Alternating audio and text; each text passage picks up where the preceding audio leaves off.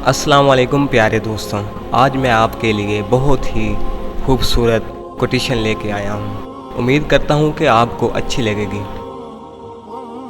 गुस्सा एक खंजर है जो इंसान अपने ही पेट में घोंप देता है। दूसरे की खताओं पे अपने आप को सज़ा देने का नाम गुस्सा है। दुनिया एक दरिया है जिसके मुसाफिर लोग हैं, जिसका किनारा आखिरत है और जिसकी कश्ती तकवा है। बुरे लोगों को भूलकर अच्छे लोगों की तलाश से कहीं बेहतर है कि हम लोगों की बुरी बातें भूल जाएं और अच्छी बातों को तलाश करें।